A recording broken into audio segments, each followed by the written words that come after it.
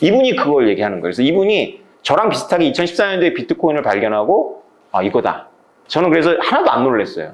이분은 발견하면 나같이 이게 다이브 인투 할 분이다라고 생각을 했죠. 그래서 실제로 이분이 우크라이나 정부하고 조지아 정부를 설득해서 니네 모든 그 국가 기록을 전부 블록체인화 시켜라.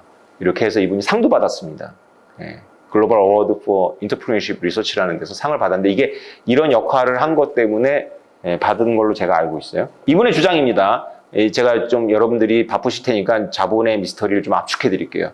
이분은 죽은 자본에 대해서 얘기해요. 데드 캐피탈에 대해서 얘기하는데 아까 소유라는 개념이 참 어렵잖아요. 그죠? 그러니까 이분들도 소유를 하고 있어요. 그 판잣집이나 이런 소유하고 있는데 이거를 자본화할 수 없는 거예요. 그러니까 이분이 말하는 자본화라는 건 어렵게 생각하지 마시고요. 금융화할 수 없는 거예요. 금융화할 수 없다는 건 뭐냐면 저당 질권 담보물이 안 된다는 얘기예요. 그러니까 우리는 이제 대학을 다 미국에서는 론을 가지고 다니잖아요. 그럼 뭔가 이렇게 담보물을 가지고 남의 과거를 내가 땡겨서 쓰고 내가 미래에 갚아주는 개념이 금융 아닙니까? 그죠? 그거를 하려면 뭔가 이렇게 준거가 있어야 되는데 그 준거가 없는 거죠. 그게 왜 없냐? 여러 가지 이유가 있겠죠. 정치가 후지고 뭐 수탈하고 이런 것도 있겠지만 명시화 시스템이 부족하기 때문이라는 거예요. 오늘 여러분들한테 제가 여러분 머릿속에 제가 넣어놓고 싶다 이 단어는 그건 바로 명시화예요. 명시화. 명시화라는 부분을 빼놓고 소유권을 얘기하면 이게 굉장히 헷갈립니다. 이분의 주장은 뭐냐? 원조 금액의 100배에 이르는 돈이 묶여있다. 이 제3세계 재산이 없는 게 아니다. 저는 이제 로드샵 때 해봤어요. 근데 로드샵 하면 그 앞에 노점이 있거든요. 근데 저희는 합법적인 세금을 내면서 하는데 이 노점들은 합법적이지 않죠. 그럼 저의 관점에서는 좀 부당하긴 한데 강남역 이런 데서 이렇게 노점도 사실은 부동산에서 거래가 돼요. 근데 보장은 안 되는 거죠. 만약에 또라이 구청장이 딱 나타나가지고 10년 된 권리를 다 무시하고 그냥 화분을 갖다 놔버리면 없어지는 거예요. 홍대 뒤에 그 공터에 옛날에 떡볶이집 막 이런 게 있었는데 싹 없애고 건물 올렸잖아요. 난리가 났어요. 그게 마지막에 구청한테 끈앞풀이 있는 노점들은 팔고 나왔고 그 마지막에 잡은 사람 돈 다 날린 거예요. 워낙에 거기가 우리 때는 번화해서 떡볶이 포장마차 하나가 1억이었어요. 그 당시. 제3세계는 전부 재산 이런 형태가 되어 있는 거예요. 불안하잖아. 그러니까 소유는 소유야. 근데 불안하잖아. 왜 불안할까? 명시화 시스템이라고 말하는 거예요, 이분은. 그래서 원조 주지 말고 이렇게 블록체인을 가지고 이분이 이제 앨런 게스터가 이제 그 책을 쓰고 나서 자기도 16년 있다가 블록체인을 발견한 건데 블록체인에다가 다 넣어버리면 된다는 거죠. 이 명시화에 대해서 굉장히 관심이 있어요, 인류 문명이. 이게 대소토산이라는 데인데 이렇게 기암 절벽의 가운데 보면 저런 문양이 있습니다. 이게 올라가서 이제 저거를 새길 때는 그 산을 만들어요. 산을 만들어서 그 위에서 작업을 한 다음에 저걸 다 이제 그리고 나서는 그 산을 없애버리죠. 아무도 접근 못하게 하는 거지. 쉽게 말하면 황제가 내 아들이 못 지우게 하는 거지. 최고 권력을 가진 아들이.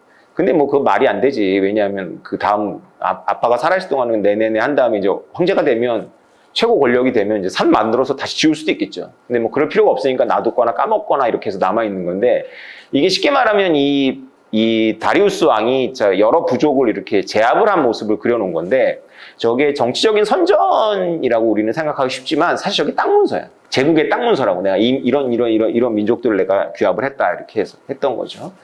그러니까 이게 사실은 우리가 지금 쓰고 있는 법원 등기소라고 생각하시면 되죠. 우리 같은 이렇게 그냥 일반 개인들은 당연히 법원 등기소에 있는 기록을 믿어야 돼요. 근데 사실은 이게 순환적인 그 고민에 들어가요. 왜냐하면 그 법원을 어떻게 믿지라는 질문이 나왔거든요. 우리는 믿을 수 있는데 황제 레벨에 들어간 그 기록이라면 이거 어떻게 믿지가 나오죠, 당연히. 왜냐하면 그 황제 신민들은 황제를 믿으니까 그 기록을 주고받는 건데 황제 레벨이 되면 자기를 믿어야 돼?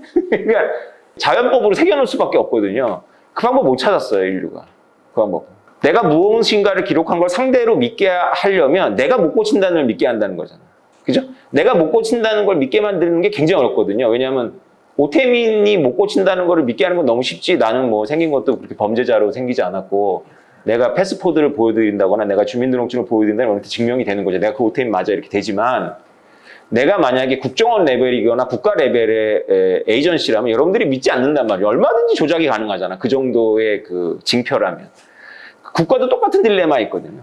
황제가 죽으면서 유언을 남겨. 자기의 그 가신한테 네가 우리 아들이 어리니까 네가 좀 잘 해서 얘가 클 때까지 좀 권력을 좀 네가 안정시켜라고 죽지겠지만 아마 죽으면서도 안 믿을걸? 이게 우리는 믿는데 본인들은 못 믿어. 왜냐면 본인들은 바로 그 그 자기네들이 바로 그 룰의 기반이기 때문에. 룰의 기반인 사람은 룰을 바꿀 수 있기 때문에 내가 바꿀 수 있다는 걸 내가 바꿀 수 없다는 걸 상대가 믿게 만들 수가 없잖아. 이걸 해낸 게 바로 사토시 나카모토죠. 그죠? 최초의 블록체인. 예. 여러분들 블록체인 좋아할 것 같으니까 그냥 최초의 블록체인이라고 제가 비트코인을. 그래서 인류가 한 번도 도달하지 못한 곳에 사토시 나카모토가 올랐죠. 예, 고칠 수 없는 등기 시스템을 만든 거예요. 그래서 여러분들한테 뭐 등기 시스템에 대해서 알 필요는 없죠. 우리나라가 등기대가 되게 잘 돼 있어요. 집을 사고 팔 때 꼭 이해 당사자가 아니더라도 그 집에 등기를 뜰 수가 있어요. 그러니까 오픈되어 있는 거예요. 그러니까 오픈 등기 시스템의 그거는 우리나라의 그 부동산 등기 시스템이 이미 실현하고 있었다. 모두에게 공개하는 것과 전문가에게 알려가지고 공증을 받는 것과 이게 한자로도 같아요. 공공의 증명을 받는 거잖아요. 그죠? 네. 이게 없으면 내가 그 사람의 집인지 모르고 집은 갖고 다니면서 이게 점유 상태에서 팔고 사는 게 아니잖아요. 집은 고정되어 있는 건데 여러분들은 뭐 당연히 제가 설득할 필요가 없이 이걸 너무 좋아해서 대학 때부터 블록체인에 들어왔겠지만 이걸 알겠지만 저는 아무래도 그런 프론트에 있다 보니까 그런 분들을 많이 만나요. 그러면 그런 분들한테 제가 설득을 해야 되는데 설득하려면 이제 이 소유권 얘기를 주로 많이 해야 돼요. 그럼 제가 이런 질문을 합니다. 여러분들 한번 생각을 해보세요. 여러분들이 10억 이상이 되는 소유권을 옮기고 싶어. 국경을 넘어서.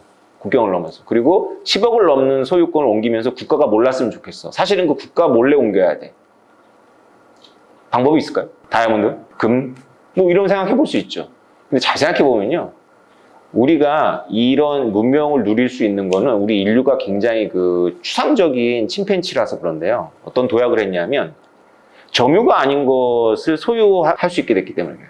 점유가 아닌. 값 나가는 것들은 점유가 아닙니다. 소유지. 점유라는 건 지금 내 주머니에 들어있는 이런 게 점유예요. 이런 게 점유. 이런 점유물도 소유지만 이게 원초적인 소유거든요. 이게 수렵 채집인들의 소유 개념인데 이거 내가 숨길 수 있다는 거. 이게 제일 중요한 거야. 사실은 소유 중에 가장 중요한 게 내가 소유하고 있다는 걸 모르게 할 수 있는 거. 그죠? 그런데 생산재가 쌓이면 생산재는 전부 노출되잖아. 약탈에 노출돼요. 삼성 공장이 노출되어 있잖아요. 그죠? 엄청난 반도체가 엄청난 금보다 더 비싼 걸 만들어내는데 그게 노출되어 있어. 누구나 다 노상 강도가 가능해. 실제로 나이지리아 앞바다에는 쉘이 석유를 채굴하는데 그 나이지리아 원주민들이 가갖고 거기다가 파이프에다 구멍을 뚫고 석유를 뽑아먹어. 감시하려면 골 때리잖아. 근데 그게 뽑아먹고 그게 잘 다듬었는데 안 다듬으면 어떻게 되겠어? 원유가 나와가지고 그 마을에 어촌 마을인가 다 작살이 나잖아.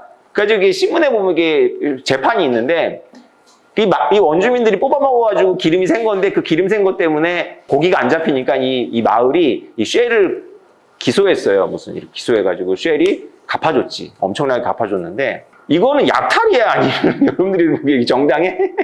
이게 왜 오염이 됐냐면 쉘이 뭐 잘못해서 오염이 된 게 아니고 그 마을 사람들이 약탈하기 때문이거든. 그래서 이게 어느 한 사회가 이 생산재가 자산의 많은 부분을 차지하는데도 그거를 안정적으로 유지한다. 인류 역사에서 이게 얼마 안 됐고 우리 한반도 기준으로는 이게 불과 100년이 안 됐어. 그리고 어쩌면 지금도 안 되고 있을지도 몰라. 지금 오늘 제가 그 얘기를 하려고 왔어요. 그게 블록체인하고 아주 깊이 관련이 있습니다. 그러니까 이거를 에르난 데스토는 제3세기는 아직도 안 되고 있다고 보는 거죠. 그러니까 재산이 있긴 있고 소유는 다 하고 내가 거기 장사를 하는데 이걸 가지고 나갈 수도 없고 이거를 담보로 금융을 땡겼을 수도 없는 거예요. 이걸 데드 캐피탈이라고 불러요. 에르난 데스토는.